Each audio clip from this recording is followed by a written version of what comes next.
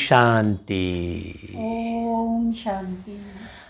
आज बाबा ने हमको अमृत बेले ये बताया कि बच्चे, दुनिया में बहुत सारी गीता चल रही है, गांधी गीता, आध्यात्मिक गीता और भी बहुत सारे अलग अलग विचारकों ने गीता के अलग अलग अर्थ बताते हुए, एक श्लोक के कई अर्थ बताते हुए बहुत सारी गीता प्रकाशित हैं।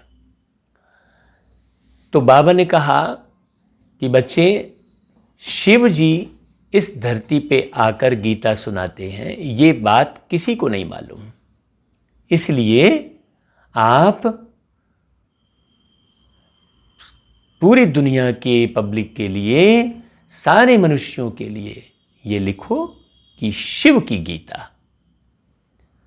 तो ये जो आज मुरली हम सुनेंगे बाबा की, ये मुरली कह रहे हैं, मुरली इसलिए कह रहे हैं क्योंकि भक्ति मार्ग में कृष्ण जी ने मुरली चलाई तो गोपियां दौड़ी चली आई, ये गायन है। तो कौन सी मुरली चलाई? इसलिए इस ज्ञान को जो है मुरली कहना शुरू किए, ताकि भक्ति मार्ग वालों को अच्छे से समझ में आए। क्योंकि भक्ति का फल क्या है? कोई भी मनुष्य भक्ति करता है तो उसको कुछ ना कुछ फल भी मिलना चाहिए ना। तो मनुष्य क्या समझता है कि घर मकान बन गया तो वो भगवान ने फल दे दिया, संतान हो गई तो फल दे दिया। नहीं, भक्ति का फल ज्ञान है। तो जो कृष्ण जी ने मुरली बजाई, ये भक्ति मार्ग में दिखाया जाता है। तो वो मुरली वास्तव में काठ की मुरली नहीं है जो हाथ में कृष्ण जी के दिखाई जा रही है। भाई, लकड़ी की मुरली, मुरली अर्थात अगर आप बांसुरी समझ रहे हैं, नहीं, मतलब भगवान पर काया प्रवेश करके मनुष्य के मुख से, मानवीय तन के मुख से ज्ञान सुनाते हैं, तो वो मुरली कहलाती है। एक बात। दूसरी बात, आप एक ये चीज समझिए कि कृष्ण जी ने जो मुरली बजाई और हाथ में काठ की मुरली दिखाई है, तो काठ की मुरली तो एक मुरली बेचने वाला भी बजा लेता है। बहुत सारे मनुष्य वो बांसुरी बजा लेते हैं। आज हर गीत में वो बांसुरी सुनाई देती है, तो कोई ना कोई मनुष्य तो बजाता है ना। तो भगवान ने भी वही काठ की मुरली बजाई और मनुष्य ने भी बजाई, तो फिर अंतर क्या हुआ?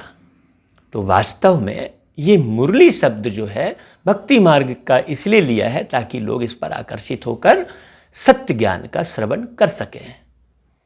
तो आज बाबा ने कहा कि बच्चे, अब आप शिव की गीता के नाम से ही प्रसारित करना। तो हमारी आगे की जो भी ज्ञानवाणी बाबा की जो चलेगी, वो शिव गीता के नाम से चलेगी। ये बात आप सभी ब्राह्मण परिवार के जितने भी सदस्य हैं इसे नोट करें। और आपने मुरली सुन ली है सवेरे, कहीं से भी मुरली सुन ली है, लेकिन जितनी जगह भी मुरली सवेरे जो चल रही होती है, वो जो बाबा कहते हैं हूबहू वही पढ़ी जाती है।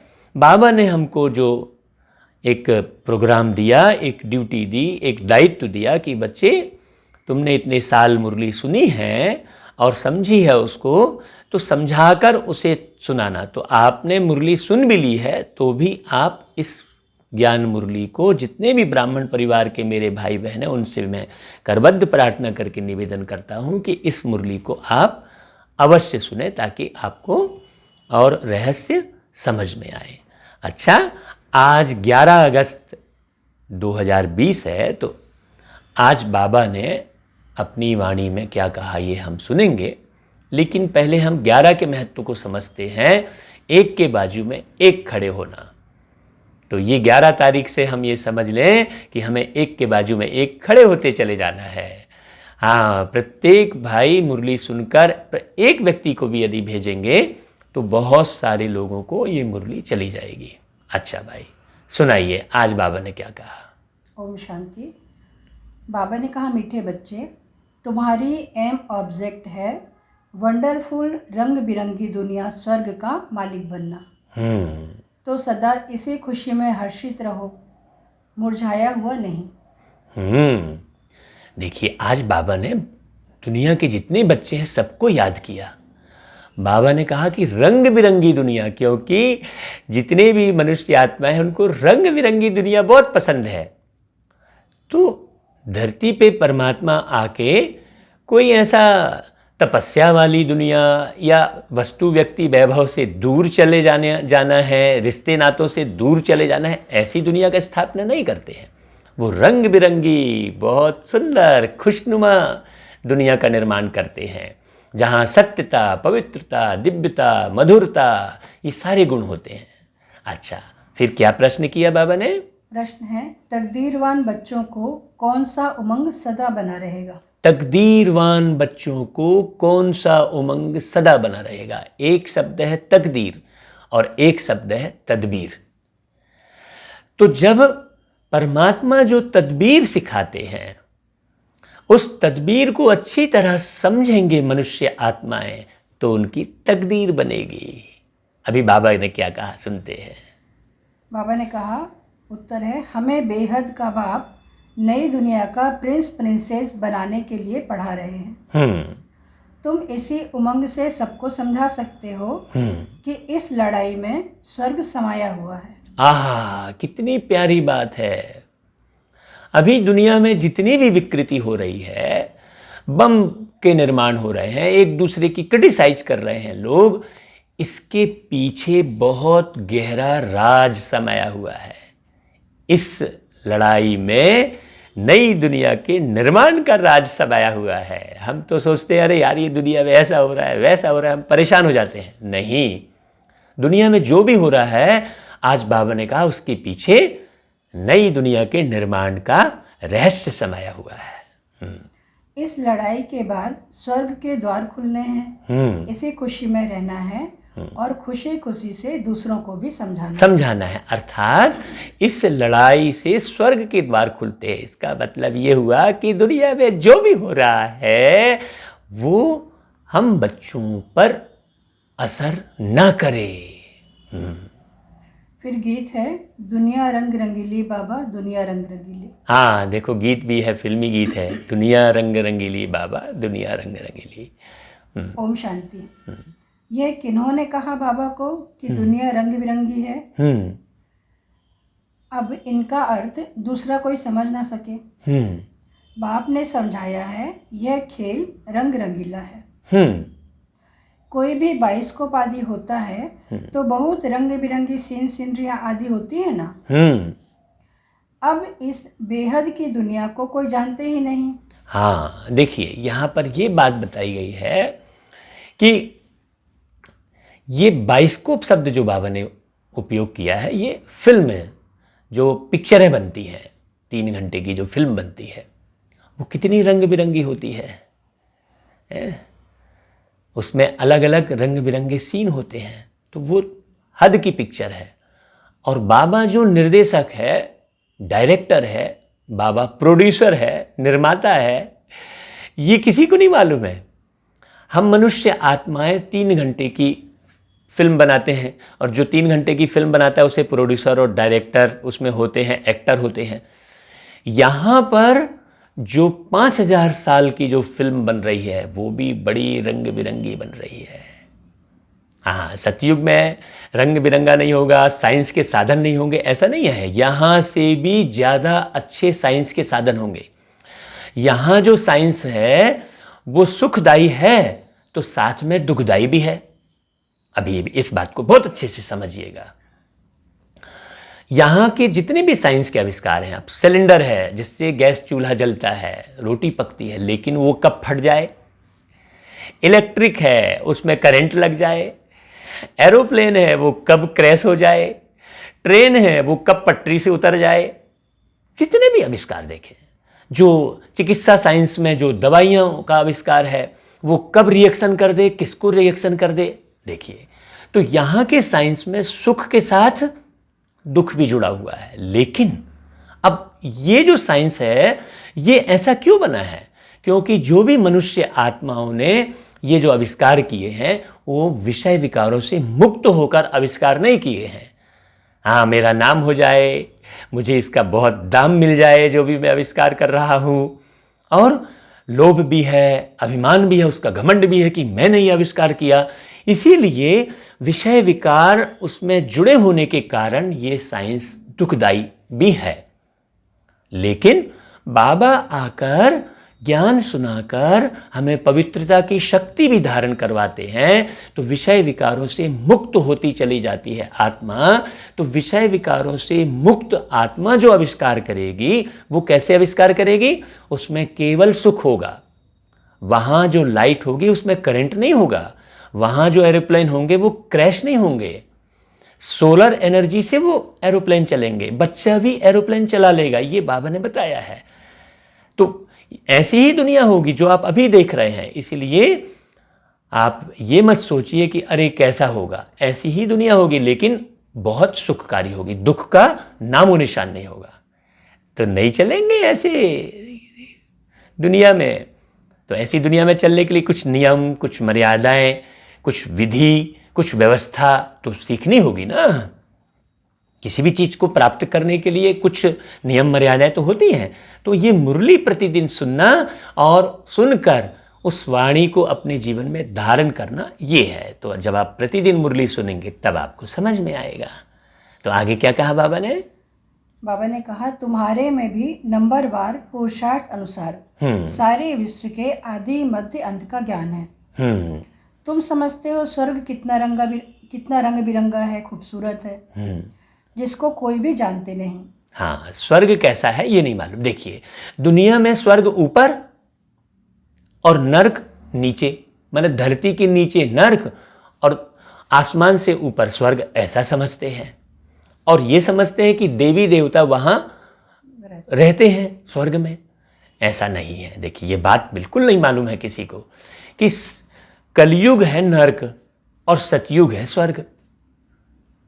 तो युग जो परिवर्तन करने का कार्य है वो तो युग निर्माता ही करेंगे, और युग निर्माता कोई मनुष्य आत्मा नहीं हो सकती, युग निर्माता परमात्मा ही होंगे। ये बात गहरी समझने की है। आगे, कोई की बुद्धि में नहीं है, वह है वंडरफुल रंग बिरंगी दुनिया। हाँ, गाया जाता है wonder of the world, wonder इसको सिर्फ तुम जानते हो। हाँ, वंडर ऑफ द वर्ल्ड। यहां पर कुछ स्थूल चीजें बना दी गई हैं, वो वंडर ऑफ द वर्ल्ड कहला रही है। लेकिन परमात्मा, क्योंकि विश्व का मालिक तो परमात्मा है, तो वर्ल्ड में वंडर ऑफ द वर्ल्ड का निर्माण तो केवल परमात्मा ही करेंगे ना। वंडर ऑफ द वर्ल्ड का निर्माण मनुष्य आत्मा तो नहीं करेगी, क्योंकि मनुष्य आत्मा तो विश्व का मालिक नहीं है ना। सबका मालिक एक, मतलब पूरे देश का, पूरी धरती का, एक एक सामग्री का मालिक है ना। वो हर धर्म का मालिक है वो। तो वो ही वंडर ऑफ द वर्ल्ड का निर्माण करेंगे। ये बात समझने की है। तुम ही वंडर ऑफ वर्ल्ड के लिए अपनी अपनी तकदीर अनुसार पुरुषार्थ कर रहे हो। हाँ, तुम वंडर ऑफ द वर्ल्ड के लिए अपनी अपनी तकदीर, अपनी अपनी तदबीर के अनुसार पुरुषार्थ कर रहे हैं। जैसी आपकी तदबीर वैसी तकदीर। आगे, एम ऑब्जेक्ट तो है। हाँ, वह है वंडर ऑफ वर्ल्ड, बड़ी रंग बिरंगी दुनिया है जहाँ हीरे जवाहरातों के महल होते हैं। अब देखिए, बाबा उस दुनिया की ओर ले चल रहे हैं हमको। हमें बहुत बारीकी से सुनकर समझना है। अब ये मुरली चल रही है कि उस दुनिया में क्या क्या होता है।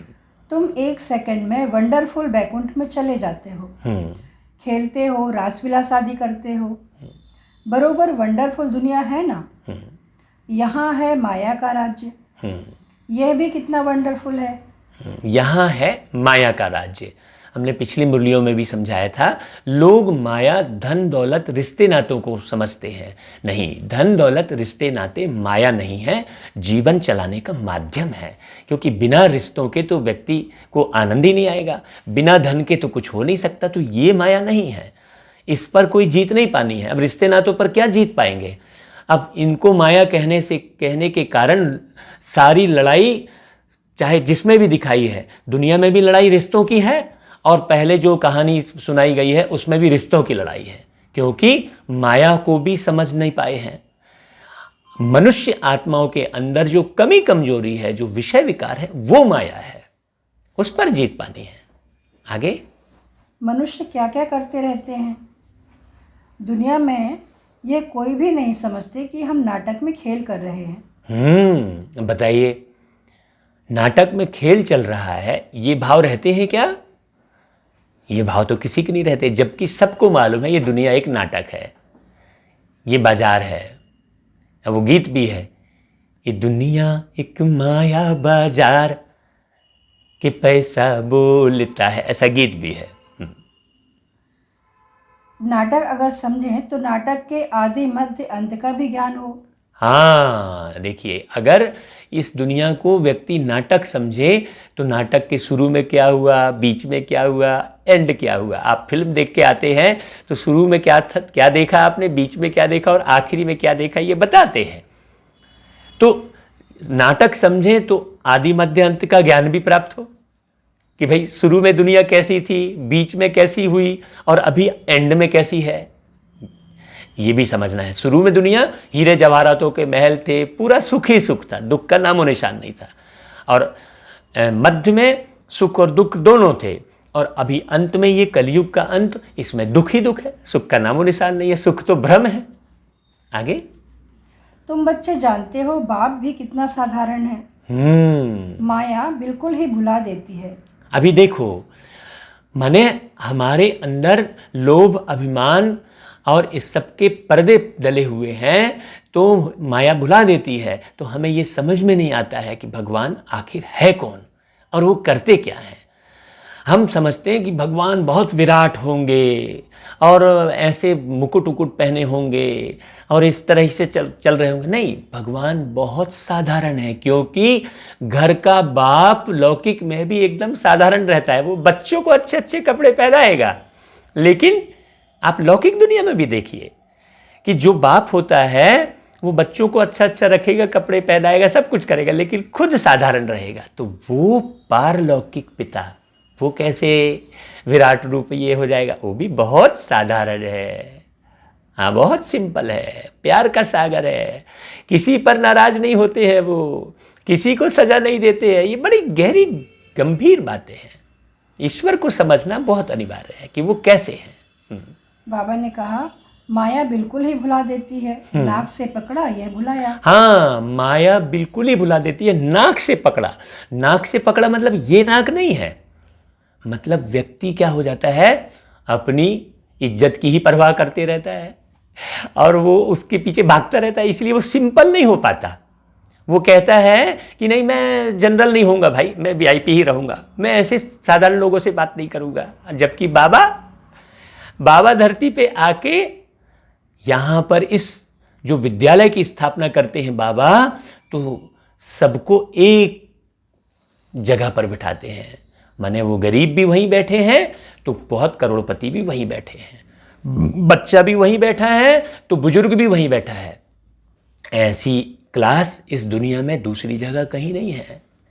ये परमात्मा धरती पे आके ये कार्य कर रहे हैं। तो बाबा जब सिंपल रहता है तो हमें भी सिंपल रहकर सबसे प्यार भरी बातें करना है। हाँ, मीठा होकर रहना है। ये बात बड़ी समझने की है। आगे, अभी अभी याद में है, बहुत हर्षित रहते हैं। हाँ, ओहो, हम वंडर ऑफ वर्ल्ड स्वर्ग के मालिक बन रहे हैं। हाँ, फिर भूल जाते हैं तो मुरझा पड़ते हैं। मुरझा पड़ते हैं, वो भूल जाते हैं। अभी सारे समझिए, ये भूलना नहीं है कि भगवान धरती पे आके बहुत सुंदर दुनिया का निर्माण कर रहे हैं। आप उस पर विश्वास कर लेते हैं, जो फ्लैट आदि बनते हैं या कोई कॉलोनी बनती है तो वो बिल्डर्स जो है ब्रोशर छपवाते हैं, आपके पास भेजते हैं, यहाँ ऐसा होगा, स्विमिंग पूल होगा, ये होगा, वो आके बताते हैं ना, तो आप विश्वास करके बुकिंग करते हैं ना। तो जब मनुष्यों पर विश्वास करके आप बुकिंग करते हैं और उस पर ध्यान देते हैं, सोचते हैं कि हाँ हमें भी लेना चाहिए और उसका प्रयास करते हैं, धन इकट्ठा करते हैं, तो परमात्मा आकर जब बोल रहे हैं कि मैं बहुत बढ़िया दुनिया बना रहा हूं, तो क्यों नहीं विश्वास करना चाहिए? क्यों नहीं फिर ये ज्ञान धन जमा करना चाहिए? उसके लिए स्थूल धन जमा करना पड़ता है, इसके लिए ज्ञान धन जमा करना पड़ता है। तो वो ज्ञान धन भी परमात्मा ही दे रहे हैं। वहां पर बिल्डर आपको खरीदने के लिए धन नहीं देंगे, वहां स्थूल धन नहीं देंगे, वहां आपको खुद धन इकट्ठा करना है। यहां तो परमात्मा ज्ञान धन भी आपको दे रहे हैं, आपको ये मेहनत भी नहीं करवा रहे हैं कि भाई आप कहीं से ज्ञान उठा कर लाओ और मेरे को समझो, नहीं, स्वयं बता रहे हैं कि मैं ऐसा ऐसा हूं। देखो, अब सोचो यदि आपने नहीं सुनी ये मुरली तो कितना घाटा हो जाएगा। ये शिव की गीता बिल्कुल अलग है, गांधी जी की गीता अलग है, और बहुत सारी गीताएं हैं, लेकिन ये गीता बिल्कुल अलग है। इसको बहुत ध्यान से सुनिएगा। बाबा ने आगे कहा, ऐसा मुरझा जाते हैं जो भील भी ऐसा मुरझाया हुआ ना हो। ओह, देखो बाबा ने भील का भी उदाहरण दे दिया। यहाँ के बच्चे सुनते सुनते ऐसा मुरझा जाते हैं, जो दुनिया में जो भील हैं, गरीब हैं बेचारे, वो भी नहीं मुरझाते हैं, बड़ी चैन की नींद सोते हैं मेहनत करने के बाद। जरा भी जैसे कि समझते ही नहीं कि हम स्वर्ग में जाने वाले हैं। हमको बेहद का बाप पढ़ा रहे हैं, जैसे एकदम मुर्दे बन जाते हैं। हाँ, बाबा रिजल्ट बता रहे हैं बच्चों की कि देखो जैसा एकदम मुर्दे बन जाते हैं, मतलब जैसे मुर्दा कुछ सुनता नहीं है, मुर्दा कुछ समझता नहीं है, मुर्दा कुछ बोलता नहीं है, अकड़ जाते हैं। कहा जाता है कि नबता वही है जिसमें जान होती है, अकड़ना तो मुर्दे की पहचान होती है। तो अभिमान में आ जाते हैं, वीआईपी बन जाते हैं, एक कमरे में बंद हो जाते हैं।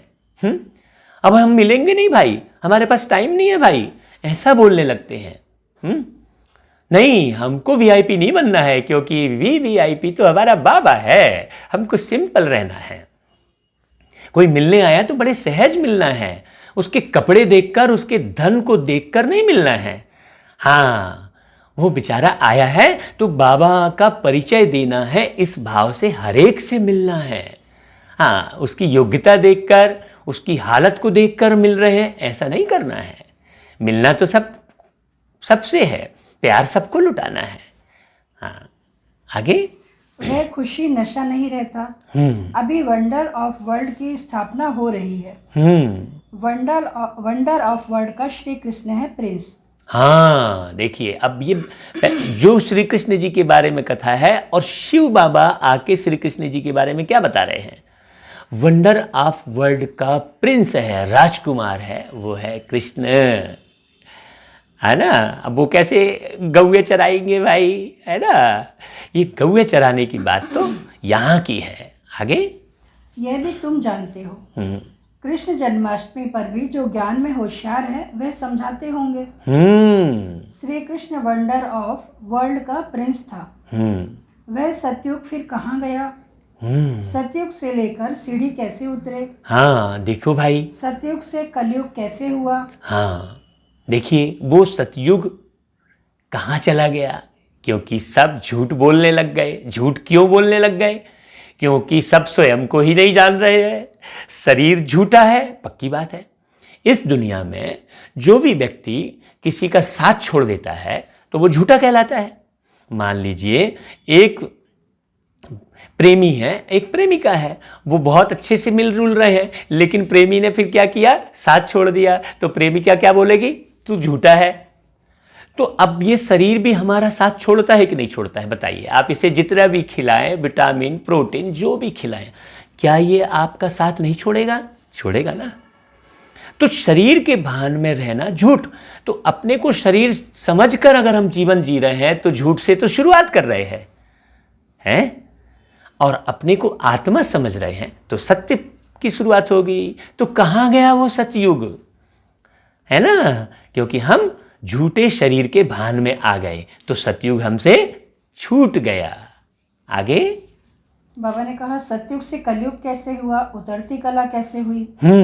तुम बच्चों की बुद्धि में ही आएगा। हाँ, जो सुनेंगे, हम लोग सुन रहे हैं विगत 20-22 सालों से, लगातार सुन रहे हैं बाबा की ज्ञान को, तो बहुत अच्छे से समझ गए हैं। तो अब कहीं नहीं मूंझ रहे हैं, हम कहीं भील नहीं बन रहे हैं। बहुत क्लियर है हमारी बुद्धि में, क्योंकि हम रोज सुन के उसको मंथन भी कर रहे हैं। तो हमें मंथन करना है, इसमें टाइम देना है। ऐसा नहीं हम अलग से योग लगाते बैठे हैं, नहीं। इस ज्ञान को बहुत अच्छे से समझना है। वास्तव में ज्ञान का मनन चिंतन करना, मंथन करना और अपने में झांकना कि मैं कितना बना हूं, यही योग है। कोई अलग से फंतासी योग जो कर रहे हैं वो योग नहीं है। मैं कितना तैयार हुआ हूं, ये अब स्वयं के साथ जुड़ो और देखो, योग मतलब स्वयं के साथ जुड़ना। इस भू पर बैठकर स्वयंभू के साथ जुड़ना मतलब इस भू पर बैठकर स्वयं के साथ जुड़ो। हम अभी अपने आप को बस 30 मार का समझ लेते हैं, थोड़ा ही ज्ञान नहीं उठाया तो दूसरे की बुराई करना शुरू कर देते हैं। 2-4 ठो गीत नहीं गाए तो बस मैं ही बहुत अच्छा गीत गाता हूँ ये समझ लेते हैं। नहीं, मैं अच्छा हूँ ये बात राइट है, लेकिन मैं ही अच्छा हूँ ये रॉन्ग है। ठीक है, आगे। तुम बच्चों की बुद्धि में ही आएगा, उस खुशी से समझाना चाहिए। हाँ, श्री कृष्ण आ रहे हैं, कृष्ण का राज्य फिर स्थापन हो रहा है। यह सुनकर भारतवासियों को भी खुशी होनी चाहिए। हाँ, अब देखिए यहाँ पर एक बात बड़ी समझने की है। हमने सबको कहा कि कृष्ण आ रहे हैं, कृष्ण आ रहे हैं, तो इससे थोड़ी मालूम पड़ेगा भाई। कोई भी व्यक्ति आता है तो उसकी तैयारी दिखती है ना। जैसे मान लीजिए आपके शहर में प्रधानमंत्री आ रहा है, ये सबको प्रचारित कर रहे हैं प्रधानमंत्री, तो उसकी तैयारी भी तो दिखती है भाई। सजाते हैं, सवारते हैं, सब करते हैं। तो कृष्ण आ रहा है बस कहने से लोगों को थोड़ी विश्वास हो जाएगा। नहीं, जब हमारे अंदर की तृष्णा मिटी हुई दिखाई देगी तब लोग समझेंगे कि हाँ यार कृष्ण आ रहे हैं। जिसकी तृष्णा मिट गई है वो कृष्णा बनने के मार्ग पर चलेगा, आगे बढ़ सकता है, तभी वो समझ सकता है और समझा सकता है। और हमारे अंदर ही तृष्णा है कि मेरे को ये होना चाहिए, मेरे को एसी होना चाहिए, मेरे को कूलर होना चाहिए। ये चाहिए में हम भरे पड़े हैं, तृष्णा भरी पड़ी है सूक्ष्म में, और हम ज्ञानी बन रहे हैं और सुना रहे हैं कि कृष्णा आ गया, कृष्णा आने वाला है। तो उसका प्रभाव दुनिया में नहीं पड़ेगा, ना पड़ा है ना आगे पड़ेगा। ठीक है, आगे। कृष्ण का राज्य फिर स्थापन हो रहा है, यह सुनकर भारतवासियों को भी खुशी होनी चाहिए। परंतु यह उमंग उन्हों को आएगा जो तकदीरवान होंगे। हाँ, तकदीरवान मतलब सीधी सी बात है। तकदीरवान शब्द को यदि हम हटा दें तो ज़्यादा अच्छा होगा। जो तदबीर वाले होंगे, जो बुद्धि लगाएंगे इसमें, जो क्रिटिसाइज नहीं करेंगे, ये ऐसा कर रहा है वो ऐसा क्यों कर रहा है, इस चक्कर में नहीं पड़ेंगे, वही तकदीर बना सकेंगे, है ना। आगे। दुनिया के मनुष्य तो रत्नों को भी पत्थर समझकर फेंक देंगे। हाँ, कहानियां हैं कई भाई। इसमें जैसे जो कबाड़ खरीदते हैं उसमें एक कबाड़ी को हीरा मिल गया लेकिन उसको पहचान नहीं थी, और हीरे वाले को पहचान थी तो उसको 5 रुपए में खरीद लिया है। तो हीरे को नहीं समझ पाएंगे, ये ज्ञान रत्न भी नहीं समझ पाएंगे वो लोग जो दुनिया के ज्ञान उठाने में लगे हुए हैं, है ना, इधर उधर का। बाबा ने कहा यह अविनाशी ज्ञान रत्न है ना, इन ज्ञान रत्नों का सागर है बाप। हाँ, और ये ज्ञान रत्न सुनाने वाले कौन है? मैं या ये नहीं सुना रहे हैं, ये या कोई देहधारी व्यक्ति विशेष नहीं सुना रहे हैं, ये डायरेक्ट परमात्मा सुना रहे हैं। इसे समझिए अच्छे से। इन रत्नों की बहुत वैल्यू है। यह ज्ञान रत्न धारण करने हैं। अभी तुम ज्ञान सागर से डायरेक्ट सुनते हो तो फिर और कुछ भी सुनने की दरकार ही नहीं है। हम तो और कुछ सुनते ही नहीं है भाई, क्योंकि हमने बहुत अच्छे से समझ लिया है। हम ऐसे नहीं है यहाँ उलझे हुए हैं, किसी संस्था विशेष में उलझ जाना, किसी स्थान विशेष में उलझ जाना। स्थान की महिमा, संस्था की महिमा नहीं है, महिमा केवल एक परमात्मा की है। लेकिन हम तो स्थान की महिमा करते हैं, किसी वस्तु की महिमा नहीं है, महिमा परमात्मा की है। लेकिन हम वस्तु की महिमा करने लगते हैं, हम व्यक्ति की महिमा करने लगते हैं, हम स्थान की महिमा करने लगते हैं। देखिए हम कितनी जगह उलझे हुए, इसलिए हम परमात्मा की महिमा को सही ढंग से नहीं समझ पाते हैं। तो ये ज्ञान रत्न सुनाने वाले एक परमात्मा है, देने वाले। आगे बाबा ने कहा अभी तुम ज्ञान सागर से डायरेक्ट सुनते हो तो फिर और कुछ भी सुनने की दरकार ही नहीं। हाँ, सतयुग में यह होते नहीं। सतयुग में परमात्मा नहीं होंगे। हाँ, ना वहाँ LLB ना सर्जन आदि बनना होता है। क्या बात है। देखिए ऐसी दुनिया जहाँ कोर्ट कचहरी, LLB मतलब वकील, वकालत, ये सब नहीं होगी। झगड़े ही नहीं होंगे तो वकालत की जरूरत ही नहीं है। बीमार ही नहीं पड़ेंगे तो हॉस्पिटल की जरूरत ही नहीं है। बदसूरत ही नहीं होंगे तो ब्यूटी पार्लर की जरूरत ही नहीं है। बाल ही नहीं बढ़ेंगे तो केस कर्तनालय की आवश्यकता नहीं है। देखिए ये सारा रोल आत्मा का है। आत्मा विचारों के में इतनी नीचे गिर चुकी है कि ये सारी विकृति सामने प्रत्यक्ष रूप में दिखाई दे रही है। बाबा ने कहा वहाँ यह नॉलेज ही नहीं, वहाँ तो तुम प्रारब्ध भोगते हो। हाँ, यहाँ की कमाई हुई, ये जो संगम युग में वो धनी, सबसे बड़ा धनी कौन है? परमात्मा। वो धरती पे आकर ज्ञान रत्न देकर हमें धनवान बनाता है। तो यहाँ की कमाई का फिर हम प्रारब्ध पाते हैं। प्रारब्ध क्या है? सतयुग। और कमाई कहाँ कर रहे हैं? संगम युग में। ना अभी हम कलयुग में हैं और ना हम अभी सतयुग में हैं, हम बीच के संगम युग में हैं। ये बात बड़ी गहरी समझने की है। आगे तो जन्माष्टमी पर बच्चों को अच्छी रीति समझाना है। हाँ, क्योंकि जन्माष्टमी में बहुत सारे भारत देश के लोग कृष्ण जी को बहुत मानते हैं, तो जन्माष्टमी के अर्थ को भी समझाना है कि भाई कृष्ण जी की जन्माष्टमी मनाते हैं, मतलब 8 बार जन्माष्टमी। बाकी लोगों की तो जन्मदिन मनाते हैं, लेकिन कृष्ण जी के जन्म के साथ जन्माष्टमी शब्द है, क्योंकि सतयुग में 8 जन्म होते हैं 150 वर्ष की आयु और 1250 साल का युग, तो 8 जन्म होते हैं। तो 8 बार 8 लोग प्रिंस बनते हैं। कृष्ण एक प्रिंस है, बच्चा है, इसलिए कृष्ण की जन्माष्टमी कहते हैं। और 9वीं बार में रामचंद्र जी आ जाते हैं, त्रेता युग आ जाता है। 8 जन्म के बाद 9वां जन्म रामचंद्र जी का हो जाता है, इसलिए राम नवमी कहते हैं। ये बात बड़ी गहरी समझने की है। आगे बाबा ने कहा अनेक बार मुरली भी चली हुई है, बच्चों को विचार सागर मंथन करना है, तब ही पॉइंट्स निकलेंगे। और देखो मीठे भाइयों, मैं आम पब्लिक के हिसाब से ये ज्ञान मुरली जो है बाबा हमसे चलवा रहे हैं, तो आप ये अच्छे से समझिए कि विगत 80 सालों से प्यार के सागर निराकार ज्योति स्वरूप परमात्मा शिव बाबा ये ज्ञान सुना रहे हैं। लेकिन अभी सुनने और समझने वाले थोड़े से ही है, मुट्ठी भर हैं। और हम ये समझ लेते हैं कि जहाँ बहुत भीड़ होगी वही श्रेष्ठ होगा। नहीं, बहुत ऊंची कीमत की सामग्री कोई ही खरीद सकता है। आपको हीरे की दुकान में भीड़ नहीं मिलेगी, लेकिन शराब की दुकान में बहुत भीड़ मिलेगी। तो शराब की दुकान में भीड़ बहुत ज़्यादा है तो क्या शराब अच्छी कहलाएगी? क्या नहीं। उसी प्रकार इस ज्ञान को सुनने वाले बहुत कम होते हैं, तो लोग समझते हैं यहाँ तो कोई जाता ही नहीं है तो बिल्कुल सही नहीं होगा। ऐसा नहीं है। भीड़ के हिसाब से ज्ञान का आकलन नहीं करना चाहिए। हाँ, मानने वालों के हिसाब से आकलन नहीं करना चाहिए, बनने वालों के हिसाब से आकलन करना चाहिए। फलाना इतना मान रहा है, उस धर्म में इतने लोग मान रहे हैं, उस परिपाटी को इतने सारे लोग मान रहे हैं, तो हम भी मानने लग जाएं। नहीं, लोगों को देखकर, हम भीड़ को देखकर, मानने वालों की संख्या बहुत ज़्यादा है, इसको देखकर हम किसी को अच्छा समझ लें, ये बिल्कुल रॉन्ग है। हमको बनने वाले देखना है, मानने वाले नहीं देखना है।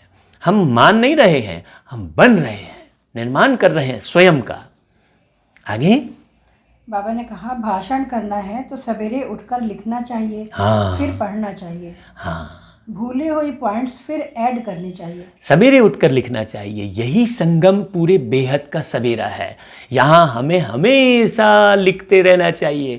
केवल एक दिन के सवेरे की बात नहीं कर रहे हैं बाबा, सारा दिन, क्योंकि हम रचयिता बाप के रचयिता बच्चे हैं, तो हमें लिखना चाहिए।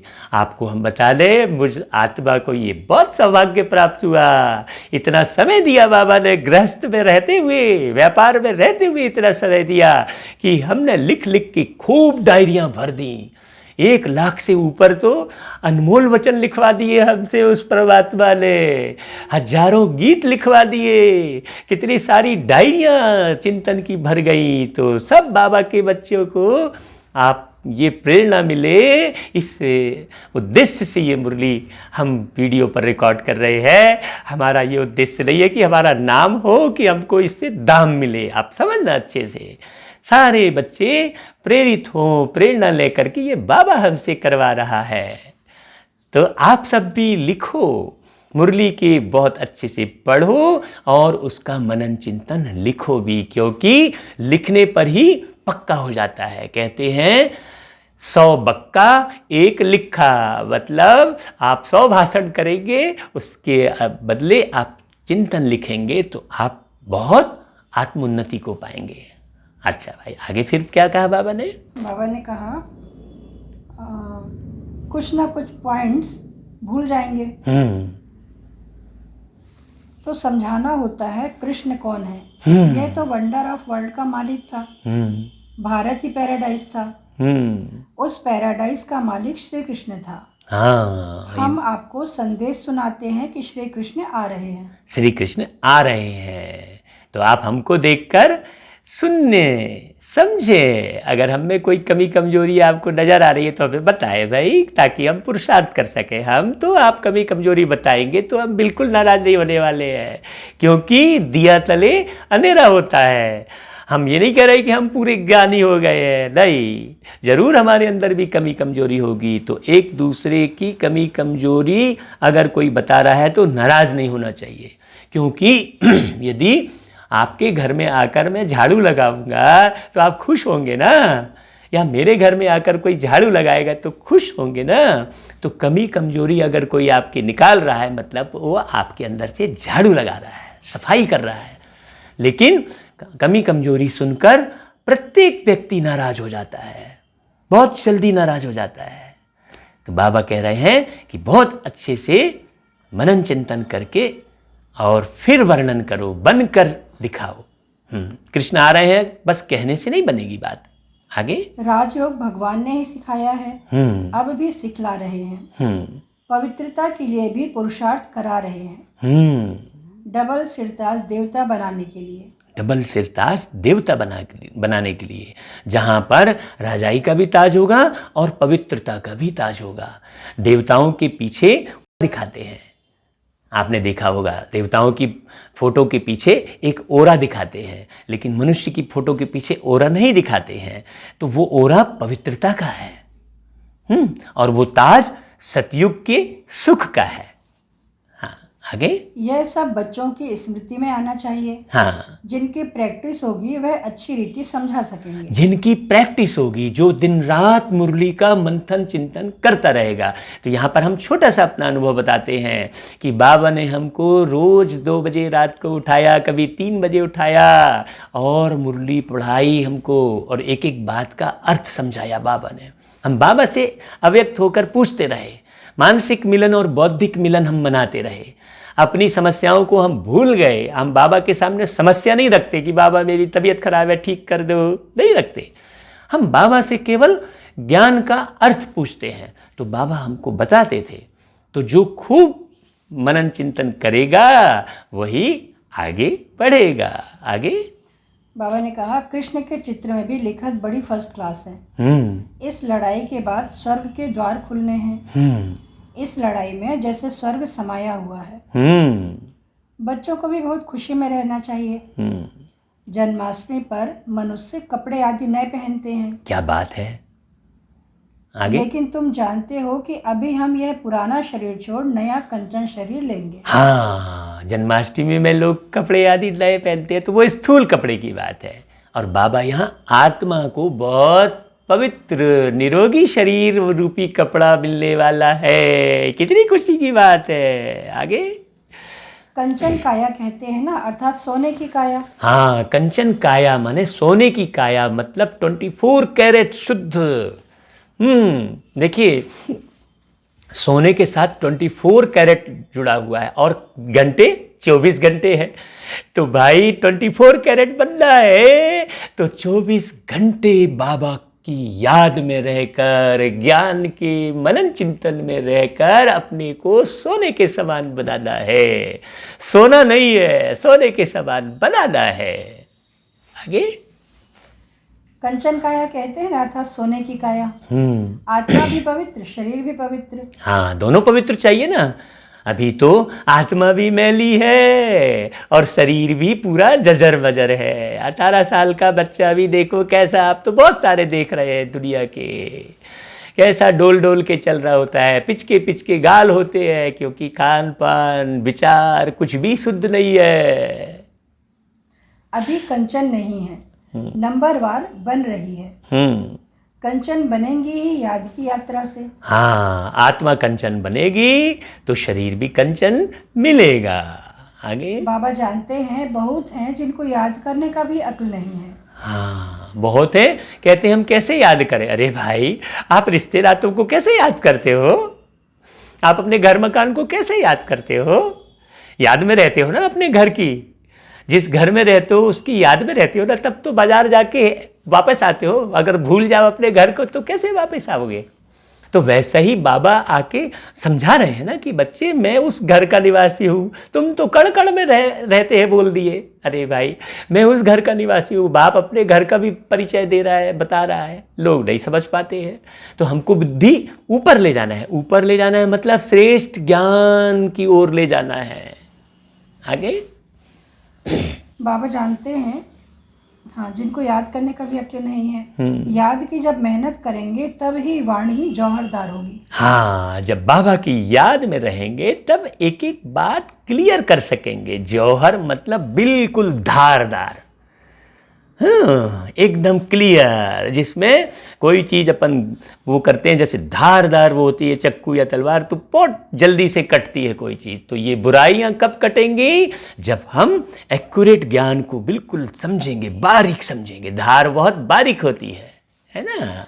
अभी वह ताकत कहाँ है, योग है नहीं, लक्ष्मी नारायण बनने की शक्ल भी चाहिए ना। हाँ, इसमें नारद जी का मिसाल कहानी में दिखाया है कि वो लक्ष्मी को वरने के लिए नारायण के पास ही चले गए। अब फिर नारायण ने बोला तुम अपना चेहरा तो देखो भाई। वो बैठ गए बन ठन के, उनको मालूम ही नहीं है कि भाई कैसे चेहरा बिल्कुल दिख रहा है, बंदर की तरह दिख रहा है चेहरा। सब लोग हंस रहे थे कि देखो चेहरा बंदर की। तो कौन सा चेहरा है वो संस्कार है। ये चमड़ी वाला चेहरा नहीं कि गाल पिच के दिख रहा है तो गाल, वो ये चमड़ी वाला चेहरा नहीं है। बंदर की तरह बुद्धि हो गई है, बुद्धि रूपी चेहरा, संस्कार रूपी चेहरे की बात है यहाँ पर है। जो नारद जी की कथा है उसमें बड़ी गहराई है।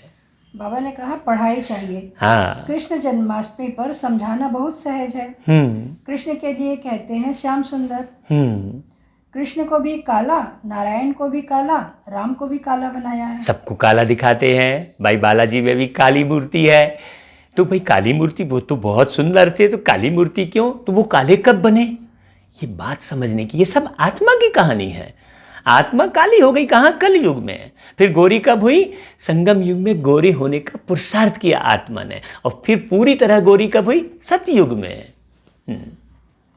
बाप खुद कहते हैं मेरे बच्चे जो पहले ज्ञान चिता पर बैठ स्वर्ग के मालिक बने, फिर कहाँ चले गए? हाँ, बाबा ढूंढ रहे हैं नीचे धरती पे आके।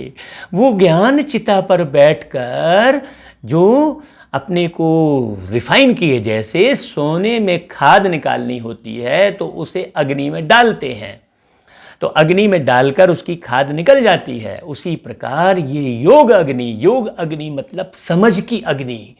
बारीक बारीक समझने वाला व्यक्ति चाहिए। नहीं आर्गुमेंट करना शुरू कर दिए, अरे हमारे वेद में तो ये लिखा है, अरे हमारे शास्त्र में तो ये लिखा है, हमने तो ये सुना है। अरे तुमने अभी तक जो सुना है वो ठीक है, चलो मानो, लेकिन परमात्मा को की वाणी को सुनो तो, समझो तो। इसलिए हमने कहा कि कथा और प्रथा ने बढ़ाई व्यथा और कहानी ने की हानि है। इसीलिए बंद करो अब पुरानी कथा कहानी और सुनो परमात्मा की वाणी और बना लो अपनी जिंदगानी। और एक जिंदगानी नहीं, कई जिंदगानी, कई जन्म की जिंदगानी है ना। अच्छा, काम चिता पर बैठ नंबरवार गिरते चले आए। हाँ, सृष्टि भी सतो प्रधान, सतो रजो तमो बनती है। हाँ, काम चिता पर बैठ नंबरवार गिरे, वासना की चिता पर बैठ देह के आकर्षण में पड़ गए। हाँ, नाक नक्शा नैन चैन ही देखते रहते हैं, आत्मा का ध्यान ही नहीं है। देखो आप समझो, हम एक फिल्म बनाने का सोचे थे और उसको हम समझा देते हैं कि एक नारी जा रही है, खूबसूरत शरीर है उसका, उसके पीछे एक पुरुष लगा हुआ है, और अगर उस नारी से आत्मा छोड़ के चली जाए तो क्या वो शरीर में आकर्षित होगा? सोचो। तो आकर्षण किसका होना चाहिए? आत्मा का, ना कि देह का। हाँ, क्लियर समझिए। आगे बाबा ने आगे कहा तो मनुष्यों की अवस्था भी ऐसे होती है। काम चिता पर बैठ सब श्याम अर्थात काले बन गए, काले हो गए हैं। काम, गीता में वर्णन है, काम महाशत्रु है जो जन्म जन्मांतर दुख देता है। मतलब द्वापर युग से जो काम वासना में पड़ी आत्मा, तब से लेके आज तक दुख बढ़ता ही चला गया। अब मैं आया हूँ सुंदर बनाने। आत्मा को सुंदर बनाया जाता है। बाबा हर एक के चलन से समझ जाते हैं। हाँ, आप लोग जो सुनते हैं कि जिसकी रचना इतनी सुंदर वो कितना सुंदर होगा, तो देह का आप श्रृंगार करते हैं और देह की आकर्षण में रहते हैं, लेकिन बाबा ने आत्मा को सुंदर बनाया है, ये बात नहीं मालूम किसी को। मनसा वाचा कर्मणा कैसे चलते हैं? हाँ, बाबा हर एक के चलन से समझ जाते हैं कि मनसा वाचा कर्मणा कैसे चलते हैं। देखिए यहाँ पर फिर एक बात बहुत अच्छी है, बाबा हरेक की चलन से समझ जाते हैं कि मनसा कैसा है। नहीं तो आदमी बोलता कुछ और है और मन में कुछ और रखता है। मन में उस देह के प्रति आकर्षण है और बाहर वो देह से आकर्षण से मुक्त हो जाओ वाला ज्ञान सुना रहा है। हाँ, बाबा को पता है कि इसकी नज़र कैसी है, मालूम पड़ता है बाबा को। और कर्म कुछ अलग है, बात कुछ और कर रहे हैं, और कर्म जो है धन बटोरने के हैं और बात करेंगे नहीं भाई हम इसके लिए धन नहीं कमा रहे हैं, नहीं। तो बाबा मनसा वाचा कर्मणा सबका एक एक देखते हैं, जानते हैं। हाँ, आगे बच्चों की चलन तो बड़ी फर्स्ट क्लास होनी चाहिए। मुख से सदैव रत्न निकलने चाहिए। मुख से सदैव ज्ञान रत्न निकलने चाहिए। झरमुई झरमुई इधर के समाचार उधर के समाचार नहीं करने चाहिए। बस समाचार को इस दुनिया में किस समाचार से आपको मतलब रखना चाहिए? जो सरकार के नियम बताए जाते हैं कि भाई आपको इस नियम पे चलना है, वो सुनना है, ना कि इसने ऐसा बोला, उसने ऐसा कहा, ये ऐसा नहीं होना चाहिए, वैसा नहीं होना चाहिए। ये सब हमारे हाथ में नहीं है। आगे बाबा ने कहा, कृष्ण जयंती पर समझाने का बहुत अच्छा है। श्याम और सुंदर के टॉपिक हो। हाँ, कृष्ण को भी काला तो नारायण को, फिर राधे को भी काला क्यों बनाते हैं? शिवलिंग भी काला पत्थर रखते हैं। अब वह कोई काला थोड़े ही है। अब बताइए, शिव को भी काला पत्थर दिखा दी, अब परमात्मा कोई काला तो है नहीं ना। हाँ, लेकिन ये ज्ञान ही नहीं है कि शिव ही एक परमात्मा है। ये ज्ञान नहीं है। वो तो परमात्मा कई है, परमात्मा के कई नाम रूप बता दिए, तो इसलिए शिवलिंग को भी काला दिखा दिए। देखो कितना अंधेरा है। हाँ, बाबा की मुरली कितना प्रकाश देती है। आगे यही मुरली सुनकर आत्मा रूपी गोपियां दौड़ रही है बहुत पूरे संसार में। शिव क्या है और चीज क्या बनाते हैं? हाँ, इन बातों को तुम बच्चे जानते हो। हाँ, तुम बच्चे जानते हो। शिव क्या है और दिखाते क्या है। पूरे भारत भर में 12 ज्योतिर्लिंग दिखाए, अलग अलग दिखा दिए हैं। हाँ। काला क्यों बनाते हैं तुम इस पर समझा सकेंगे? क्योंकि देखो, जैसा चश्मा बाबा ने कहा ना कि काला क्यों दिखाते, इस पर समझा सकते हो। तो कब समझाएंगे? अभी ही समझाएंगे ना भाई, तुरंत समझाएंगे ना, बाद में कब समझाएंगे? तो काला क्यों बनाते हैं शिवलिंग को भी? क्योंकि स्वयं काले हो गए हैं। जो काला चश्मा पहनेगा उसको दूसरा भी काला ही दिखाई देगा ना। तो इसीलिए परमात्मा को नहीं पहचानने के कारण शिवलिंग को काला दिखा दिए हैं। हाँ, बाबा ने कहा, अब देखेंगे बच्चे क्या सर्विस करते हैं। हाँ बाबा, ये देखो बाबा देख रहा है कि बच्चा क्या सर्विस कर रहा है। हाँ, बाप तो कहते हैं यह ज्ञान सब धर्म वालों के लिए है। यह ज्ञान सब धर्म वालों के लिए है। ये देखिए, कौन बोलेगा ऐसी बात? कोई धर्मपिता बोलेगा क्या कि यह ज्ञान सब धर्म वालों के लिए है? यहाँ पर धर्म परिवर्तन वाली बात भी नहीं है। नहीं भाई, तुम ये धर्म परिवर्तन कर लो, नहीं, यह ज्ञान सब धर्म वालों के लिए है। धर्मपिता कोई नहीं बोलेगा, साधु सन्यासी नहीं बोलेगा, वो हिंदू धर्म करता रहेगा, मौलवी जो है मुस्लिम धर्म करता रहेगा, लेकिन परमात्मा, अब इस बात से ये सिद्ध हो रहा है कि यहाँ पर कोई मनुष्य नहीं बोल रहा है, यहाँ परमात्मा स्वयं बोल रहे हैं। तो धर्मपिता अलग बोलते हैं और परमपिता सब धर्मों का है। परमपिता अलग बोलते हैं। तो अब धर्मपिता वाली बात नहीं है, अब परमपिता की बात सुनना है। चलिए आगे सुनते हैं। बाप कहते हैं, मुझे याद करो तो तुम्हारे जन्म जन्मांतर के पाप कट जाएंगे। हाँ, मुझे याद करो। देखो, कोई ऐसा नहीं बोलेगा मुझे याद करो तो तुम्हारे, अब उन्हें कैसे याद करना है? आप ये नहीं समझना कि वो दादा लेखराज जी का जो फोटो है उस रूप में याद करना है, नहीं। तुम भी अति सूक्ष्म रूप हो, दिखते नहीं हो इस शरीर को छोड़ने के बाद किसी को। मैं भी इस शरीर को छोड़ूंगा तो नहीं दिखूंगा, अर्थात पेन के पॉइंट से भी छोटा हूं। तो मैं छोटी आत्मा, तो मेरा पिता परमात्मा भी बिल्कुल सूक्ष्म होगा ना। तो ये बात समझने की है। तो जो जिस रूप में रहता है उसको उसी रूप में याद करने से फायदा होगा। आगे, पवित्र बनना है। किसको भी तुम राखी बांध सकते हो, यूरोपियन को भी बांध सकते हो, कोई भी हो, उनको कहना है भगवान उवाच। जरूर कोई तन से कहेंगे ना। कहते हैं मामेकम याद करो। हाँ, जरूर किसी मानवी तन से ही कहेंगे ना। अब भाई किसी जानवर की तन में प्रवेश करके या जानवर बन के क्या सिखाएंगे? अब कईयों ने तो जानवर के अवतार भी भगवान के दिखा दिए। नहीं, अब जानवर में प्रवेश करके तो कोई बात नहीं बोलेंगे ना, क्योंकि मानव ही, मनुष्य तन ही एक ऐसा है जिसमें भाषा का आदान प्रदान सब कर सकते हैं। बाकी और कोई जन्म किसी भी माने चौपायों का या कीड़े मकोड़ों का जन्म ऐसा नहीं है, है ना भाई। आगे बाबा ने कहा, कहते हैं मामेकम याद करो। देह के सब धर्म छोड़ अपने को आत्मा समझो। देह के सब धर्म छोड़, जितने भी धर्म हैं वो सब देह के धर्म हैं, आत्मा के धर्म नहीं है। अभी मुझे हिंदू धर्म का समझ रहे हैं, अब मैं इस शरीर को छोड़ के किसी मुस्लिम परिवार से मेरा प्रेम हो गया, वहाँ अट्रैक्शन हो गया, वहाँ मेरा संबंध बन गया, चाहे लेन देन का संबंध, चाहे दिल का संबंध, तो मैं वहाँ जन्म ले लूँगा। तो अब मैं ही आत्मा फिर क्या कहलाने लग गई? मुस्लिम कहलाने लग गई। देखिए, तो देह के धर्म है, आत्मा का धर्म नहीं है। तो देह के धर्म छोड़ो। जब तक ये देह के धर्म में पड़े रहोगे तब तक परमात्मा समझ में नहीं आएगा। आगे, बाबा कितना समझाते हैं फिर भी नहीं समझते हैं, तो बाप समझ जाते हैं इनकी तकदीर में नहीं है। हाँ, अगर इतना समझने, देखिए ये जो हम सोशल मीडिया का उपयोग कर रहे हैं, ये बाबा के ज्ञान को एक एक स्पष्ट करने के लिए कर रहे हैं। इसमें कई ये सोचेंगे कि अरे यार ये अपना चला रहा है। नहीं, हम कोई अपना नहीं चला रहे हैं, ये बाबा के ज्ञान को स्पष्ट करने के लिए बात। क्यों? क्योंकि बाबा ने हमको 2-2 बजे रात को उठा के बताया, तो बताया काहे के लिए? केवल अपना? तो मैं तो स्वार्थी कहला जाऊंगा ना यदि मैं अपने को ही संपन्न बनाता चला गया। नहीं, मैं जो मुझे धन दिया है वो बांटने के लिए दिया है? तो वो गीत है ना कि ले ले जितना जी चाहे, दौलत की है भरमार रे, भर ले अंतर की झोली, तू मत कर सोच विचार रे। ले ले जितना जी चाहे। अभी जितना बाबा का ज्ञान उठाएंगे उतना कम है ना।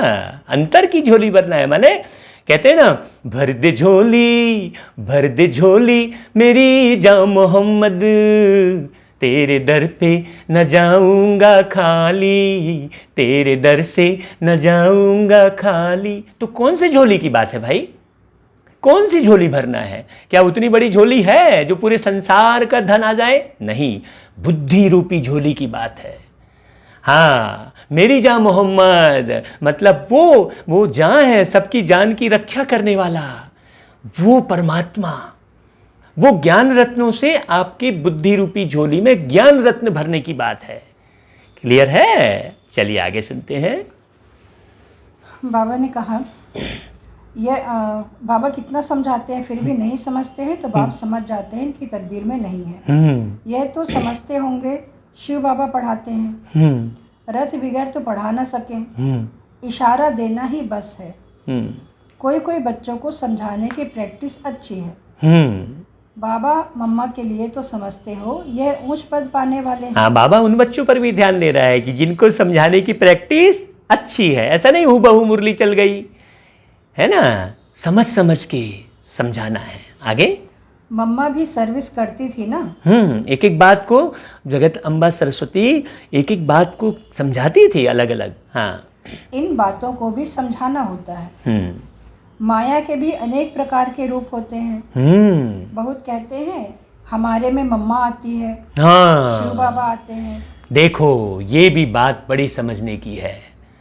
ये माया का पांप है। कई ये कहते हैं कि मेरे तन में शिव बाबा आता है। अब मैं अच्छे से मान लो समझा रहा हूँ या आपको अच्छे से समझ में आ रहा है, मैं इस भान में आ गया कि मैं बहुत अच्छे से समझा रहा हूँ। अरे नहीं भाई, तो अब मैं इस जो है भ्रम में पड़ जाऊं कि नहीं मेरे शरीर में शिव बाबा तो कहीं नहीं समझा रहे हैं। नहीं, हम बाबा से समझ के समझा रहे हैं। मेरे तन में बाबा आ गए ऐसा नहीं है। कई कहते हैं मम्मा आ गई, ये बहुत बड़ा माया का पंप है, इसे समझना है। किसी भी तन में बाबा नहीं आते हैं, केवल एक तन मुकर्रर है, वो ब्रह्मा का तन। ये बारीकी से समझना आज की मुरली से, इधर उधर नहीं भटकना। आगे शिव बाबा आते हैं, परंतु नई नई पॉइंट्स तो मुकर्रर तन द्वारा ही सुनाएंगे कि दूसरे किसी द्वारा सुनाएंगे। सोचिए, नई पॉइंट तो मुकर्रर तन के द्वारा सुनाएंगे ना बाबा। यह हो नहीं सकता। ऐसा थोड़ी कि अब इनका आधार ले लिया मम्मा ने, मेरा आधार ले लिया बाबा ने, ये बहुत बड़ी झूठ है, इसको समझना अच्छे से। हाँ, बाबा ने कहा यह हो नहीं सकता। ऐसे तो बच्चियां भी बहुत प्रकार के पॉइंट्स अपने भी सुनाती हैं। हाँ, देखिए एक बात अच्छे से समझ लीजिए कि ब्रह्मा के तन में ही आकर शिव बाबा पढ़ाते हैं, और एक ही स्थान है, वो है मधुबन, माउंट आबू। और ब्रह्मा के तन में आकर पूरे ब्रह्मलोक का ज्ञान सुनाकर बाबा ब्रह्मा कुमारी की स्थापना करते हैं। आप समझे तो अच्छी बात है, आप कहेंगे कि ये तो ब्रह्मा कुमारी से जुड़ा है तो उसकी तारीफ कर रहे हैं। नहीं, ब्रह्मा कुमारी के माध्यम से ही इस संसार में सतयुग की स्थापना हो रही है, आप मानो या ना मानो। हाँ, हम कोई ब्रह्मा कुमारी से जुड़ के ये बात कर रहे हैं, नहीं, हम उनके द्वारा परमात्मा शिव से जुड़ के ये बात कर रहे हैं। हम जुड़े किससे हैं? शिव बाबा से। आगे मैगजीन में कितनी बातें आती हैं। हाँ, ऐसे नहीं कि मम्मा बाबा उनमें आते, हाँ, वह लिखवाते हैं। हाँ, नहीं, बाप तो यहाँ डायरेक्ट आते हैं। हाँ, तब तो यहाँ सुनने के लिए आते हो। हाँ, बाबा डायरेक्ट आते हैं। ऐसा नहीं कि मैगजीन के द्वारा वो किसी बच्चे के द्वारा वो करवा रहे हैं, नहीं, एक ही मुकर्रर तन है। आगे अगर मम्मा बाबा कोई में आते हैं तो फिर वहाँ ही बैठ उनसे पढ़ें। नहीं, यहाँ आने की सबको कशिश होती है। दूर रहने वालों को और ही जास्ती कशिश होती है। तो बच्चे जन्माष्टमी पर भी बहुत सर्विस कर सकते हैं। कृष्ण का जन्म कब हुआ यह भी किसको पता नहीं है। नहीं मालूम जी। तुम्हारी अब झोली भर रही है तो खुशी रहनी चाहिए। हाँ, कौन सी झोली भर रही है बताया? बुद्धि की झोली ज्ञान रत्न से भर रही है तो खुशी होगी। बुद्धि ही असमंजस में रहती है तो दुख होता है। क्या भगवान के पास जाके कहते थे, हे प्रभु मुझे बुद्धि दे दो। अरे बुद्धि तो दी है, लेकिन उसमें ज्ञान रत्न नहीं। बुद्धि तो सबके पास है। बुद्धि नहीं होती तो पानी कैसे पीता? बुद्धि नहीं होती तो किसी बात को कैसे बोलता? बुद्धि तो सबके पास है, लेकिन वो बुद्धि रूपी झोली में ज्ञान रत्न नहीं है। हाँ, वो उसमें अंतर आ जाता है। आगे परंतु बाबा देखते हैं खुशी कोई कोई में बिल्कुल है नहीं। हाँ, बाबा सबको देखते हैं। श्रीमत पर न चलने का तो जैसे कसम उठा लेते हैं। हाँ, उनमें भी खुशी नहीं होगी जो इधर बाबा आए, उधर बाबा आए, उधर शिव बाबा आए, इसके चक्कर में भटकते रहेंगे। नहीं, सर्विसेबल बच्चों को तो जैसे सर्विस सुस्ती रहेगी। हाँ, समझते हैं बाबा की सर्विस नहीं की, किसको रास्ता नहीं बताया तो गोया हम अंधे रहे। बिल्कुल, बहुत तड़फ होती है, इसलिए बाबा सर्विस की नई नई युक्ति बताते हैं। अब कोई मुझे वो भी समझे भैया, अब तो बाबा का सर्विस करते हैं, चाहे जो समझे, जिसको समझना जो समझे, है ना भाई। यह समझने की बात है ना। बैश में भी कृष्ण का चित्र है, इस पर भी तुम समझा सकते हो। हाँ, कोई से भी पूछो इन्हों को काला क्यों दिखाया है, बता नहीं सकेंगे। हाँ, वो कह देंगे कि सर्प ने काटा। अरे भाई, सर्प को तो बहुत लोगों ने काटा है। हाँ, शास्त्रों में लिख दिया है राम की स्त्री चुराई गई, परंतु ऐसी कोई बात वहाँ होती नहीं। देखो, शास्त्रों में लिख दिया राम की स्त्री चुराई गई, नहीं भाई, वो बहुत गहरी गंभीर बात है। इसके लिए हमने अपने चैनल पर आध्यात्मिक रामायण के एपिसोड बनाए हैं, जिसमें रामायण का सार बताया है, आप उसको सुनिएगा। आगे तुम भारतवासी ही परिस्तानी थे, अब कब्रिस्तानी बने हैं। फिर ज्ञान चिता पर बैठ दैवी गुण धारण कर परिस्तानी बनते हैं। हाँ, पहले परिस्तानी थे और अभी कब्रिस्तानी हो गए, सब मुर्दे मिसल हो गए। खाली इस शरीर का ही चिंता, शरीर के ही बारे में सोचना, शरीर को ही देखना, तो ये मुर्दा ही कहलाए ना। हाँ, सर्विस तो बच्चों को करनी है, सबको पैगाम देना है। इसमें बड़ी समझ चाहिए, बहुत गहरी समझ। इतना नशा चाहिए। हमको भगवान पढ़ाते हैं, भगवान के साथ रहते हैं, भगवान के बच्चे भी हैं तो फिर हम पढ़ते भी हैं। हाँ, माने बच्चे भी हैं और हम भगवान के विद्यार्थी भी हैं। बताइए, अभी तक कोई समझा क्या? देखिए, यहाँ पर भगवान के भक्त वाली बस बात नहीं है, हम भगवान के भक्त भी हैं। ऐसा नहीं है भक्त नहीं है, भक्त यानी प्रेम, भक्ति यानी प्रेम, सीधी सी बात है।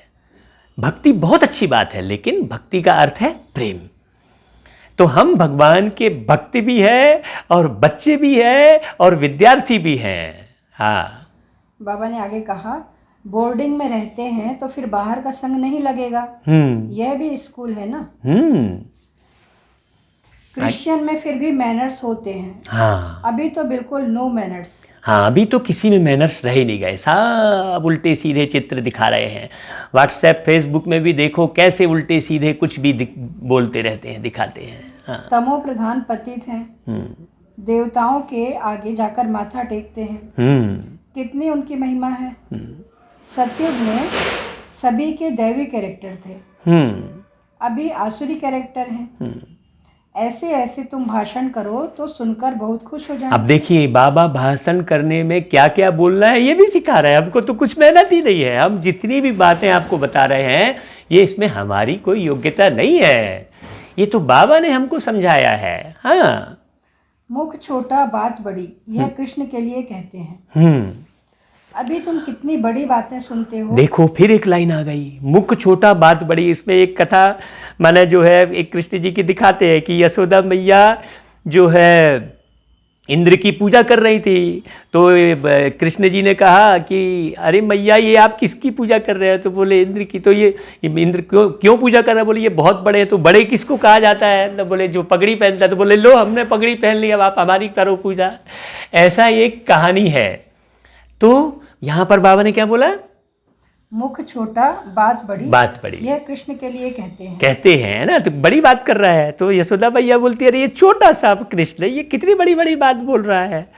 तो ये कब बोला कृष्ण ने? बड़ी बात कब बोला? ये संगम पर। हाँ, किससे सीखकर? उस निराकार ज्योति स्वरूप परमात्मा शिव से सीखा। इसलिए गोपेश्वरम दिखाया है, माने गोप यानी कृष्ण के भी ईश्वर, है ना। आगे, अभी तुम कितनी बड़ी बातें सुनते हो इतना बड़ा बनने के लिए। तुम राखी कोई को भी बांध सकते हो। यह बाप का पैगाम तो सबको देना है। यह लड़ाई स्वर्ग का द्वार खोलती है। अब पतित से पावन बनना है, बाप को याद करना है, देहधारी को नहीं याद करना है। हाँ भाई, स्वर्ग, यह लड़ाई स्वर्ग के द्वार खोलती है। कब खोलेगी? जब पतित से पावन बनेंगे। एक ही बाप सर्व की सदगति करते हैं। यह है ही आयरन एजेड वर्ल्ड। तुम बच्चों की बुद्धि में भी नंबरवार पुरुषार्थ अनुसार धारणा होती है। स्कूल में भी स्कॉलरशिप लेने के लिए बहुत मेहनत करते हैं। हाँ, देखिए, जब वो स्कूल में छोटी पढ़ाई में स्कॉलरशिप लेने के लिए, आगे जाने के लिए बहुत मेहनत करनी पड़ती है, तो ये तो बेहद की पढ़ाई है। इसमें ऐसा थोड़ी है कि सवेरे 1 घंटा हमने मुरली सुन लिया, उसके बाद सारा दिन हम काम धाम में लगे हैं, पूरी बुद्धि कर्म में लगी है, तो हम पार निकल जाएंगे और हमको समझ में आ जाएगा। नहीं, जब उस स्कॉलरशिप लेने के लिए बहुत मेहनत करनी पड़ती है, तो ये देवी देवता बनने की जो पढ़ाई है, ये साधारण पढ़ाई तो नहीं होगी ना। यहाँ भी कितनी बड़ी स्कॉलरशिप है। सर्विस बहुत है, माताएं भी बहुत सर्विस कर सकती हैं। चित्र भी सब उठाओ, कृष्ण का काला, नारायण का काला, रामचंद्र का भी काला चित्र उठाओ, शिव का भी काला, फिर बैठ समझाओ। हाँ, मैंने सबको दिखाओ चित्र। देवताओं को काला क्यों किया है? श्याम सुंदर, श्रीनाथ द्वारे जाओ तो बिल्कुल काला चित्र है। आ गई वही बात। हाँ, तो ऐसे ऐसे चित्र इकट्ठे करने चाहिए, अपना भी दिखाना चाहिए। बाबा यहाँ पर सेवा की युक्ति बता रहे हैं। श्याम सुंदर का अर्थ समझाकर कहो कि तुम भी अब राखी बांध काम चिता से उतर ज्ञान चिता पर बैठेंगे तो गोरा बन जाएंगे। हाँ, यहाँ भी तुम सर्विस कर सकते हो। हाँ भाई, चिता पर बैठना माने अग्नि पर बैठना, मतलब जब कोई भी वस्तु कंटिन्यू अग्नि में रहेगी तो परिवर्तित होगी वो, है ना।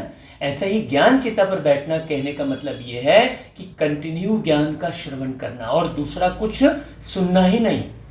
जो बाबा सुना रहे हैं केवल वही सुनना, और दुनिया भर की कथा कहानी में नहीं पढ़ना।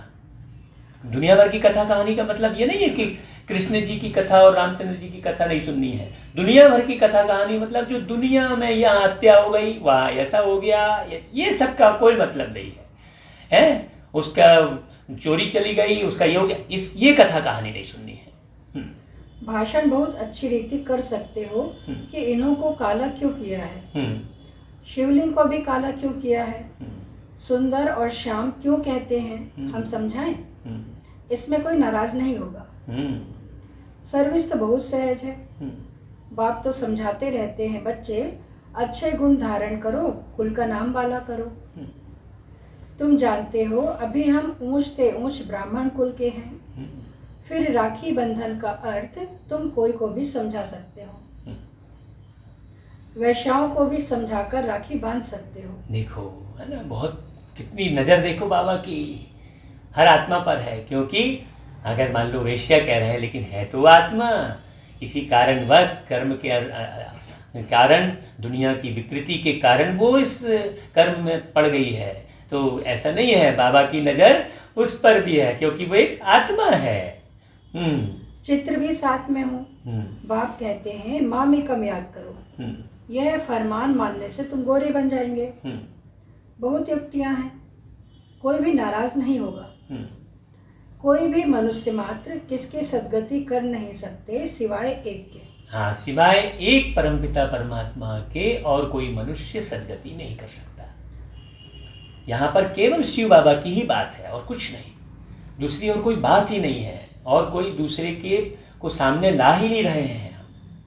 हम केवल शिव बाबा को सामने ला रहे हैं। हाँ, भले राखी बंधन का दिन ना हो, कभी भी राखी बांध सकते हो। हाँ, राखी बांधना मतलब पवित्रता सिखाना, पवित्रता के बंधन में बांधना। हाँ, उनको ऐसा ज्ञान सुनाना, ऐसे तरीके से समझाना कि वो पवित्र रहना शुरू कर दे, क्योंकि जब तक पवित्र नहीं रहेगा व्यक्ति तब तक उसमें ज्ञान नहीं टिकेगा। आप दूध जो है डालते हो, वो गंजी में अगर नींबू का रस पड़ा रहेगा तो टिकेगा क्या? पूरा साफ चाहिए। उसी प्रकार आत्मा की जो बुद्धि है वो पूरी साफ और शुद्ध चाहिए, तब परमात्मा का ज्ञान उसमें टिकेगा, बैठेगा। नहीं तो सुनेंगे भी और भूल जाएंगे, हाँ हाँ हाँ करेंगे, बाबा बाबा करेंगे और चलेंगे इधर उधर। यह तो अर्थ समझना है। राखी जब चाहे तब बांधी जा सकती है। तुम्हारा धंधा ही है। मतलब आप केवल त्योहार का इंतजार मत करो। बाबा का कहने का मतलब ये है, त्योहार का इंतजार दुनिया वाले करते हैं कि अब दिवाली आएगी तो ये प्रोग्राम करेंगे, नवरात्रि आएगी तो ये प्रोग्राम करेंगे। नहीं, आपको जब जो प्रोग्राम करना है लोगों को इकट्ठा करो और करते चलो। क्यों? क्योंकि त्योहार का इंतजार किया और उस त्योहार के आते तक सांस छूट गई तो क्या कर लोगे, रह जाएगी ना त्योहार। हाँ, ये बात, इस भूल को सुधारने के लिए बाबा कह रहे हैं। बोलो, बाप के साथ प्रतिज्ञा करो। बाप कहते हैं मामे कम याद करो तो पवित्र बन जाएंगे। हाँ, अब हमें ये स्थूल राखी बांधने की बात नहीं है, हमें तो राखी का अर्थ कभी भी समझा सकते हैं हम। क्योंकि ये जो त्योहार हैं, रक्षाबंधन, दिवाली, ये सब जानते हैं। तो इसके बारे में जब भी सुनाएंगे, ऐसा थोड़ी कि जब राखी आएगी तब सुनाएंगे, तब वो राखी के बारे में समझेंगे, है ना भाई। दिवाली आएगी तब दीपों के बारे में सुनाएंगे, तब वो समझेंगे। लेकिन ये बात बहुत गहरी समझने की है। बाबा सेवाओं को बढ़ाने के लिए ये बात कह रहे हैं। बाबा ने कहा मस्जिद में भी जाकर तुम उनको समझा सकते हो। मस्जिद में भी जाकर समझा सकते हो, हाँ, कि हम राखी बांधने के लिए आए हैं। देखो, नहीं, ये परमात्मा ही बोलेंगे। नहीं तो लोगों के मन में तो ये रहता है मुस्लिम से क्यों मिले। नहीं भाई, वो भी एक आत्मा है। ये बात बड़ी समझने की है। यह बात तुमको भी समझने का हक है। बाप कहते हैं मुझे याद करो तो पाप कट जाएंगे। अब मानना ना मानना आपकी मर्जी, ये मानो ना मानो खुशी है आपकी। पावन बन पावन दुनिया का मालिक बन जाएंगे। अभी तो पति दुनिया है ना, गोल्डन एज थी जरूर, अब आयरन एज है। तुमको गोल्डन एज में खुदा के पास नहीं जाना है। ऐसे सुनाओ तो झट आकर चरणों पर पड़ेंगे। हाँ, क्या भाई तुमको गोल्डन एज में नहीं जाना, लेकिन वैसा हमारे भाव भी होने चाहिए ना। उसमें हमारा दिखावाबाजी नहीं रहनी चाहिए कि मैं इस पद में हूँ, मैं इस पोस्ट में हूँ, या मेरे पास इतना धन है, मैं अपना वस्त्र दिखा रहा हूँ तो मैं अपनी महंगी गाड़ी दिखा रहा हूँ। अगर ये दिखावे का भाव रहेगा तो कितना भी अच्छा समझाएंगे तो कोई नहीं समझने वाला है। हाँ, सिंपल। मेरे अंदर में किसी भी गाड़ी का, पैसे का, अपने ज़्यादा ज्ञान का ये भान नहीं होना चाहिए। तब समझेंगे। ये बारीक समझना है। हाँ। अच्छा, फिर बाबा ने याद प्यार दिया। मीठे मीठे सिकिलधे बच्चों प्रति माता पिता बाप दादा का याद प्यार और गुड मॉर्निंग। रूहानी बाप की रूहानी बच्चों को नमस्ते, और हम रूहानी बच्चों की रूहानी माता पिता बाप दादा को याद प्यार गुड मॉर्निंग और नमस्ते। नमस्ते बाबा, नमस्ते। फिर धारणा के लिए मुख्य सार है। पहला है, ज्ञान रत्नों के सागर से जो अविनाशी ज्ञान रत्न प्राप्त हो रहे हैं उनकी वैल्यू रखनी है। विचार सागर मंथन कर स्वयं में ज्ञान रत्न धारण करने हैं। धारण करके फिर बताना है। हाँ, हम जो आपके सामने बता रहे हैं, देखो हमारे परिवार में हमारी ये धर्म पत्नी बैठी है जो भी धारण कर रही है, बच्चे हैं वो भी धारण कर रहे हैं। धारण करके हम इस सेवा में आगे आए हैं। ऐसा नहीं कि हम नहीं कर रहे और आपको बता रहे हैं ना। हाँ। मुख से सदैव रत्न निकालने हैं। दूसरा, याद की यात्रा में रहकर वाणी को जौहरदार बनाना है। याद से ही आत्मा कंचन बनेगी, इसलिए याद करने का अक्ल सीखना है। हाँ, वाणी को जौहरदार बनाने का मतलब ये है कि ऐसी वाणी चले जो अंदर से स्नेह का भाव भी आए, अपनेपन का भाव आए, केवल ज्ञान ही ज्ञान नहीं, और समझ में भी आए। ये जौहर कहलाएगा। जौहर के बहुत सारे अर्थ हो गए हैं ना। आगे फिर वरदान है। हाँ। पुराने देह और दुनिया को भूलने वाले, हाँ, बाप दादा के दिल तक नशीन भव। पुरानी देह और दुनिया को भूलने वाले, ये जो देह है ये पुरानी है। कई जन्म के बाद ये एकदम जर्जर अवस्था में है। इस देह को तो आप देखना ही नहीं, हमको भी नहीं देखना है। फिर डिटेल है। संगम युगी श्रेष्ठ आत्माओं का स्थान है ही बाप दादा का दिल तख्त। ऐसा तख्त सारे कल्प में नहीं मिल सकता। हाँ, भगवान का दिल। विश्व के राज्य का व स्टेट के राज्य का तख्त तो मिलता रहेगा। हाँ, लेकिन यह तख्त नहीं मिलेगा। ये तख्त नहीं मिलेगा, बाबा का दिल तख्त नहीं मिलेगा। ऐसा पुरुषार्थ करे जो बाबा के दिल पर चढ़े। तो दिल से सेवा करेंगे तो बाबा के दिल पर चढ़ेंगे। दिल से अपने आप को परिवर्तित करेंगे, मजबूरी से नहीं। अरे यार मुझे ये छोड़ना पड़ेगा, बाबा ने कहा है तो छोड़ना पड़ेगा, नहीं। आप समझो, बाबा ने कहा है तो छोड़ोगे मजबूरी से नहीं। दिल से सेवा जो करेगा वो दिल पे चलेगा। आगे यह इतना विशाल तख्त है जो चलो फिरो खाओ सो, लेकिन सदा तख्त नशीन रह सकते हो। हाँ, जो बच्चे सदा बाप दादा के दिल तख्त नशीन रहते हैं वे इस पुरानी देह व पुरानी देह की दुनिया से विस्मृत रहते हैं। यहाँ का कोई सरोकार नहीं रहता। इसे देखते हुए भी नहीं देखते। हाँ, क्योंकि दिखाई तो देगा ना, थोड़ी फोड़ लेनी है, लेकिन वो अंदर नहीं जाता। देखते हुए नहीं देखना मतलब उसके बारे में विचार नहीं चालू हो जाएगा कि ऐसा क्यों वैसा क्यों, नहीं, साक्षी हो जाएंगे हम। फिर स्लोगन है, हद के नाम मान शान के पीछे दौड़ लगाना, अर्थात परछाई के पीछे पड़ना। हाँ, देखो, क्योंकि परछाई तो नहीं रहेगी ना, सूर्य की रोशनी के हिसाब से परछाई है। कभी वो परछाई खूब लंबी दिखाई देती है, अगर सूर्य इधर है तो, सूर्य ऊपर है तो छोटी सी हो जाती है, फिर एकदम ऊपर है तो पूरी परछाई गायब हो जाती है। तो क्या बोला स्लोगन, फिर से बोलना। हद के नाम मान शान के पीछे दौड़ लगाना, अर्थात परछाई के पीछे। क्योंकि हद का नाम मान शान तो तुम्हारे जाते ही खत्म होने वाला है। अभी कितने लोग नाम कमा के गए, कौन याद कर रहा है? ठीक है भाई। अच्छा, आज की मुरली यहीं पर विराम देते हैं। ओम शांति।